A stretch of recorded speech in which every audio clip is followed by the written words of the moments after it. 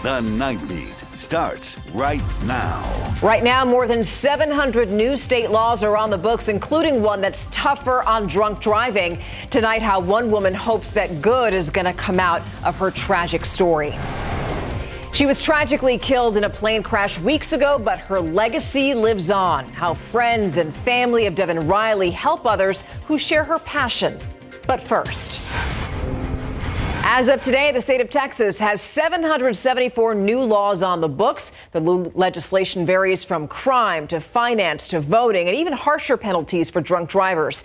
The Night Team's John Paul Barajas takes us inside the tragedy that inspired House Bill 393, also known as Bentley's Law. On April 13th of 2021, a drunk driver killed my 30-year-old son, Cordell, 25-year-old daughter-in-law-to-be, Lacey, and 4-month-old grandson. 2.5 years ago, Cecilia Williams was a grandmother forced to become a legal guardian to her 2 young grandsons, both orphaned by a drunk driving crash. No one should have to lose their life to something that's completely preventable. In the face of her loss, Williams helped create Bentley's Law, named for one of her grandsons. Under the law, drivers convicted of intoxication manslaughter must pay child support if a parent is killed in the crash. Williams' home state of Missouri was the first to pass it. Texas is the 4th state to do so. It's going to help put clothes on their back, shoes on their feet, even a meal, their lunches in school. This is it's very important, and I know I don't seem like it, but I'm extremely excited. Bentley's Law is not retroactive, but Williams says she hopes this is just the beginning and that the law will grow to include victims who are hurt and cannot work. For now, she's grateful that her loved ones' deaths were not in vain. They cared about other people, and I feel that they'd be very proud. John Paul Barajas, KSAT 12 News. 55 years. That is how long an aspiring singer who had a sexual relationship with the man that she shot is going to spend in prison. Sasha Scar was sentenced today for the murder of San Antonio rapper Martel DeRuin. DeRuin was shot in the head through his apartment door while he and Scar were having a fight in 2021. After a short deliberation, the jury that convicted her gave her 55 years. It's actually 35 more years than she would have gotten had she went for the plea deal.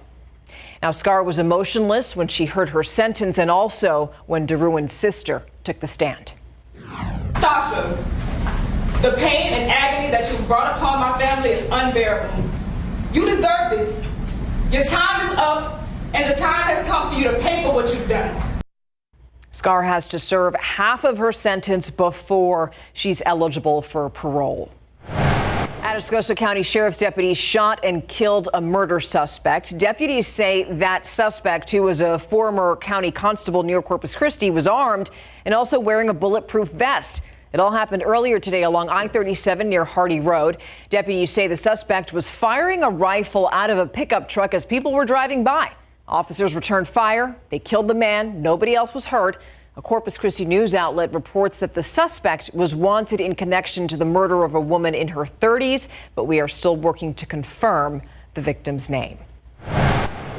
So we have seen several instances over these last few weeks of SAPD officers getting shot while chasing suspects. The latest incident happened Wednesday night at a Home Depot, but it turns out that officer accidentally shot himself. So let's bring you to the scene at Southwest Loop 410 near Highway 151. According to SAPD, the officer who wound up shooting himself along with another officer were trying to arrest a suspect who they say jumped out of a stolen vehicle and took off running.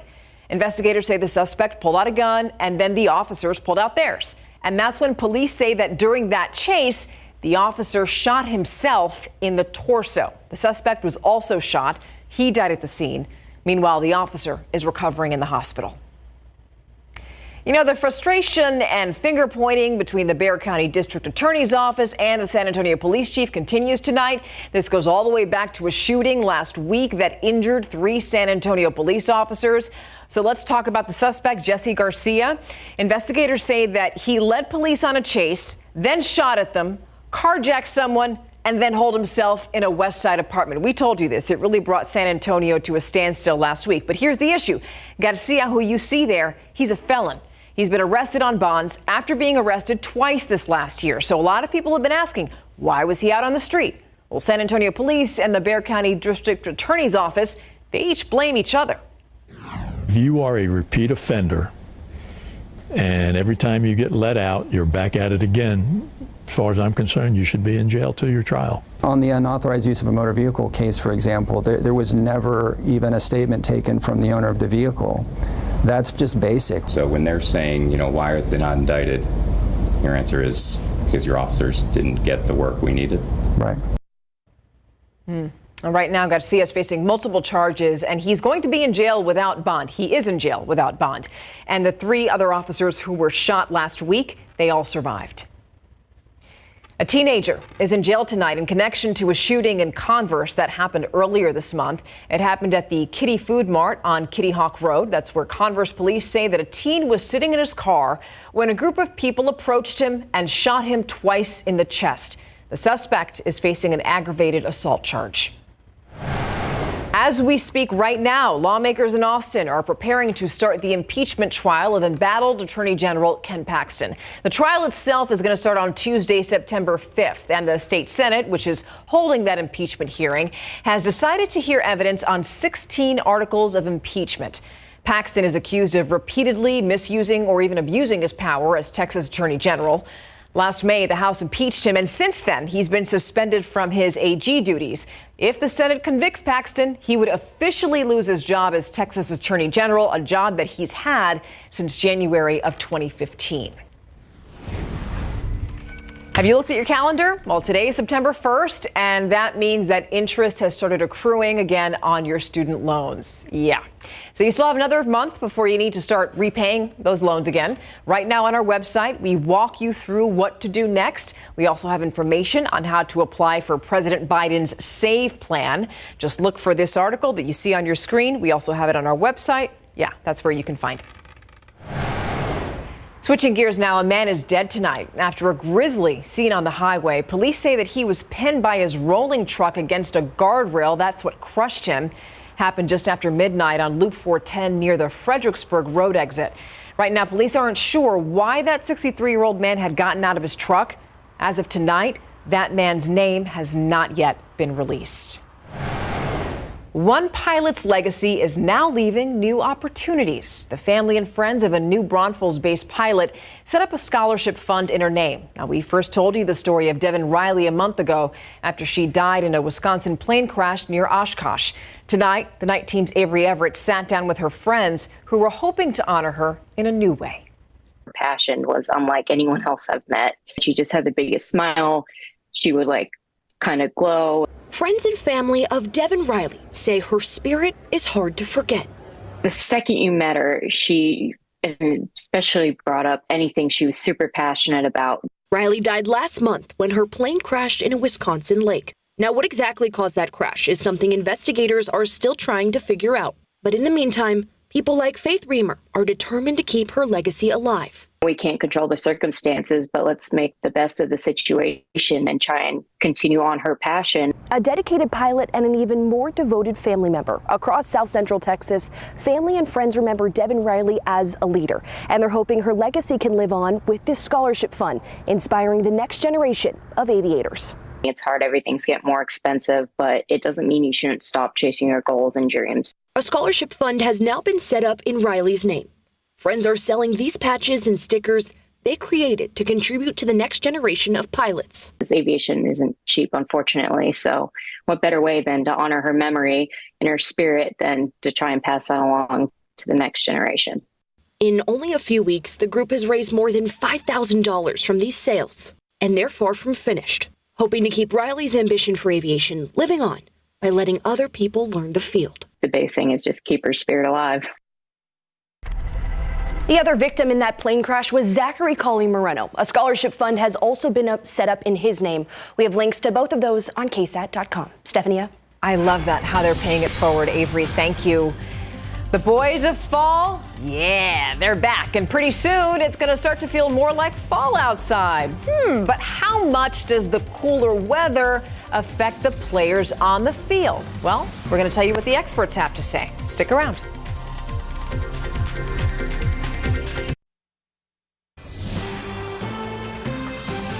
Hope that you're excited because Friday Night Lights are back. Yes, it's a fall staple in South Texas, but with the changing of the seasons also comes changes in the weather, which can, of course, affect the players' performance. We spoke with an exercise science professor at St. Mary's University, and he says that colder weather could actually make it more difficult to catch a football. When it's super cold, our body wants to shunt blood from our extremities, which is our toes and our fingers, to our vital organs. However, it also reduces the temperature in our hands, which also reduces the sensation and the manual dexterity, the ability to grasp objects. Okay, that's important to know. You can watch the full breakdown right now on KSAT.com and also on the KSAT YouTube page. But I am looking forward to that cooler weather because that is barbecue weather. A live camera right now, 89 degrees out there. It's Friday, baby. Talk to me about a lot of people like to barbecue on Labor Day weekend. How's that looking, Adam? Well, now you've sidetracked me because I've got a brisket at home. I'm putting on the pit tomorrow. That sounds good. Yeah, I've got some nice oak that's been seasoned. I got to split that, get it ready. Oh, that's a good time. How long does it take you? I don't know, anywhere from like 9 to 12 hours, depending. All right, let's get right to it here. Another hot weekend. Shocking, huh? Surprise, surprise. Sunny and hot, east-southeasterly winds at 5 to 10 miles per hour. Mornings in the mid to upper 70s, afternoons right at triple digits. Now today, or I should say tomorrow, will be 101 in San Antonio, Carrizo Springs 100, Kerrville, Hondo 99, and for the most part, right around 100, give or take a degree. Seguin 100, Lavernia 101. And the trend going forward is more of the same. Right around 100 and then maybe dipping down below by a degree as we get into the middle part of next week. So let's talk about our summer. Meteorological summer is done. June, July, August. That's how we keep track of weather records for summer, meteorologically speaking. August, hottest month on record, not just the hottest August, the hottest month on record with the average temperature of 90.6 degrees. Hottest summer on record with an average temperature of 88.7. Some other records that we broke, of course, the longest consecutive stretch of 100-degree days, the most 100-degree days in a year. We've already broken that record. We're at 65 today. And interestingly enough, the most amount of days at 105 or higher. Today we were 100 here in town. Del Rio 102, Cotulla 102 along the New Braunfels. We're not the only ones feeling the heat. All the way up in Nebraska today, 100 degrees. The heat is stretching northward and they're going to see record challenging heat closer to the Canadian border this upcoming weekend. Upper level high, it's starting to drift northward. The heat high, that is. There is a disturbance out there over Louisiana, and notice some good moisture out in the southwestern U.S., the good monsoon moisture. None of this is heading our way, however. Even this good moisture along the Gulf Coast from parts of Louisiana, especially Mississippi, eastward through Florida, with this disturbance, that's going to stay just east of us. That disturbance will drift overhead, and often we look for disturbances to help stir up our atmosphere a bit, but notice that moisture and the energy stays just east of our area, unfortunately. So it's more of the same. Sunny and dry, triple digits. Notice that trend continuing. Unfortunately, not really even a glimmer of hope for rain, other than a few coastal showers, and some locations within about 25, 50 miles of the coast could have a few showers early next week. All right. I'm holding you to that, Adam. All right. So Johnson and O'Connor, this was supposed to be a big game. Yep. And it was. It was. So it was our big game and our big game coverage. In this game, the best quarterbacks in the area, and Ty Hawkins and Ryder Dorn coming up. We've got your post-game reaction and highlights of, at least another 14 or 15 games coming up.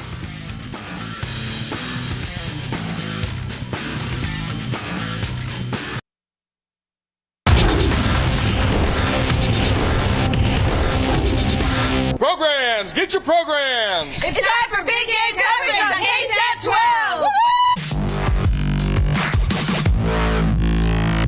And thank you very much, Johnson faithful. Get your programs for the big game and our big game coverage between the Johnson Jaguars and the O'Connor Panthers at Comalander Stadium tonight. It's the final non-district matchup for both programs before they start district play next week.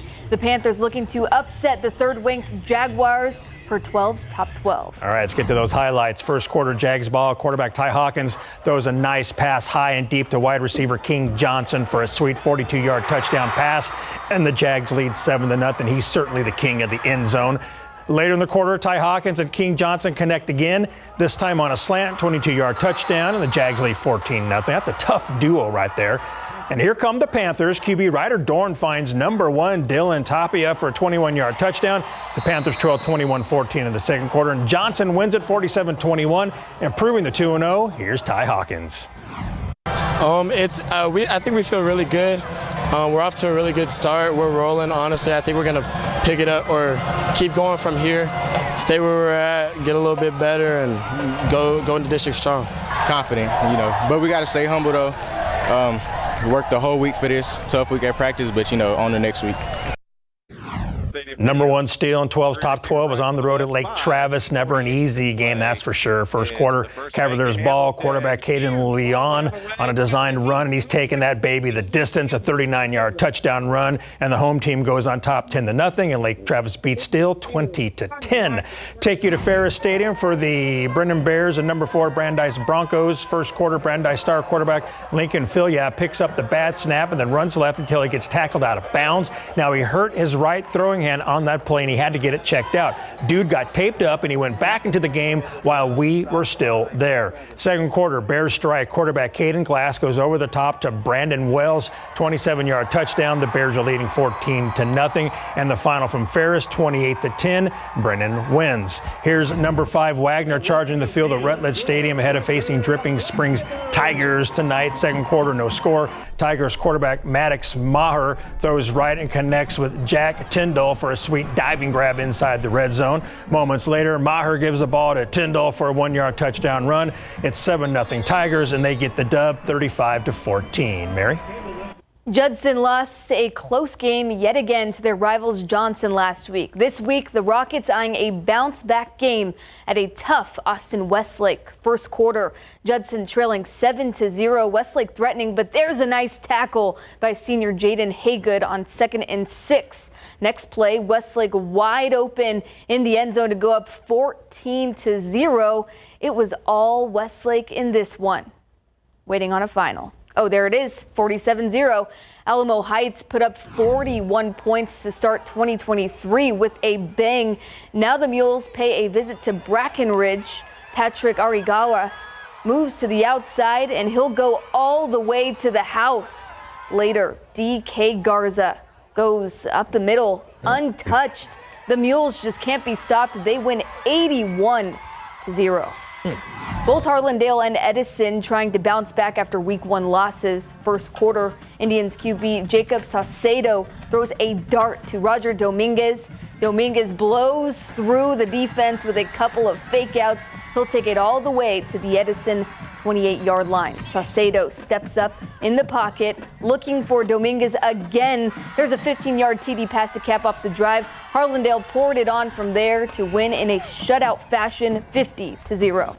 All right, moving on. Time to check in on the Madison Mavericks at Hero Stadium to see how they're doing with the San Marcos Rattlers tonight. Third quarter action, Mavs QB Landon Gill drops the snap, picks it up, avoids a Rattler, and then slings a nice ball to number 8, Levante Henry, for a touchdown, and Madison is down 28-21. Then just before Photog Billy had to leave the game, Gill hits Henry again for another touchdown, and this contest is tied at 28, and that score is Madison wins 49-28. Over at Lenhoff Stadium, the Clements Buffaloes are playing football with the Del Valle Cardinals. Second quarter, Buffalo's ball. Senior quarterback Nathan Alvarez throws and finds Braden Abington wide open. Nice move, and he gets some yards after the catch to keep the chains moving.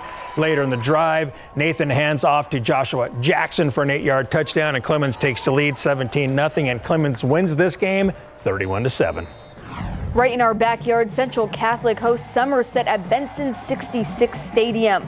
We'll see if this ball game matches the energy of this rowdy student section.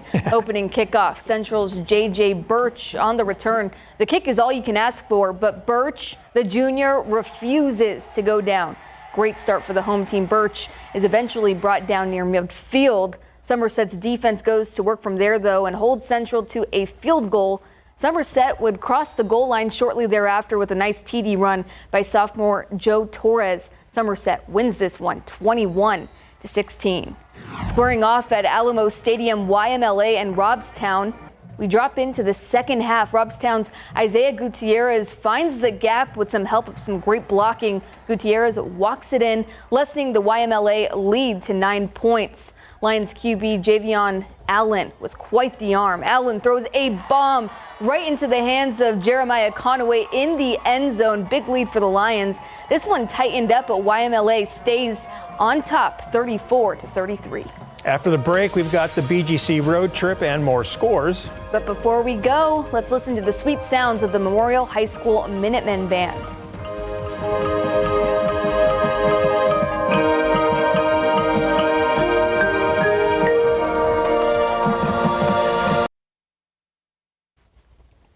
And welcome back. The BGC road trip saw KSAT 12 photojournalist Eddie Latigo drive out to Pleasanton, Floresville, and then Poth. Mary? All three host sites bringing us top-notch Week 2 action, and we start things off in Pleasanton, where the Eagles host the state runner-up, Bernie Greyhounds.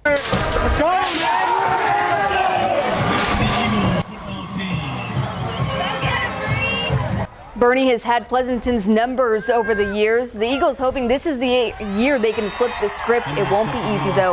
Bernie comes out guns blazing. Hudson Hendricks forces his way into the end zone for the early lead. Lots of purple in that crowd, by the way. The Eagles go to senior Tristan Salmeron on the ground to get things going, but he's gobbled up by the Greyhounds defense. Floresville welcomes Southwest to town. Both programs are fresh off of big Week 1 wins. Floresville going for it on 4th and 8. Isaac Alcorta makes a clutch grab for the first down, leads to a TD run by Adrian Wilson as Floresville cuts the deficit to 7. And apologies, we do not have the post game due to technical difficulties, but here's how all three games played out. Bernie wins 47-7. Bernie showing no signs of slowing down. Floresville falls to Southwest 35-21, and Poth in front of its home crowd, a 33-0 victory. Yep, and we got some more scores for you. Reagan defeats Round Rock 35-28. Smithson Valley over Killeen Harker Heights by a final of 27-10. And two more scores. We got New Braunfels Canyon is a 35-11 winner. Lavernia beats Gonzales by a final of 49-7. Another scoreboard. We got two more scores, actually three more. We got Jordanton over George West 48-10. Cuero over Navarro 35-7. Devine beats Crystal City in a shutout 45-0. We have Eagle Pass falling by 1 to Bernie Champion 27-26. Southside is a winner tonight 31-24. Moving on, we got Wimberley over Piper 44-6. Lytle in a close game beats Kennedy by a final of 14-7. And I think we got a couple more scores for you. John Jay beats Medina Valley 29-7. And Bandera doubles up Cotula by a final of 28-14. And Marion over Natalia 28-6. And Holy Cross New Orleans beats San Antonio Holy Cross by a final of 45-0. But still, that had to be an awesome trip, Mary, for San Antonio Holy Cross to go to New Orleans to play their sister school. How awesome is that? Wow, that's special. And quickly, you're going to be in Houston tomorrow. Why? Yes, because UTSA opens up its season at Houston. We'll be there. Yep. Yeah. Okay, excited and very much looking forward to that, guys. Thank you. A lot of wipeouts tonight. I know, right? We'll be right back after this. So here's something that you can do. The San Antonio Zoo is offering free admission to all frontline heroes all throughout September. For anybody working as a first responder, we're talking about people like doctors, nurses, police officers, firefighters. They get to enter the zoo for free the day that they visit. You can read more about this right now on KSAT.com. Here's a look at the tropics. Not much out there of consequence. 3 systems that are falling apart there. One of them's Idalia, Franklin, and also Jose. And then we have Tropical Storm Gert, which is weakening and falling apart. Tropical Depression 12, and then a wave that's got a 60% chance of developing in the Atlantic this week. And to you, thank you so much for being with us throughout the week. Have a fantastic weekend with your families. See you on Monday.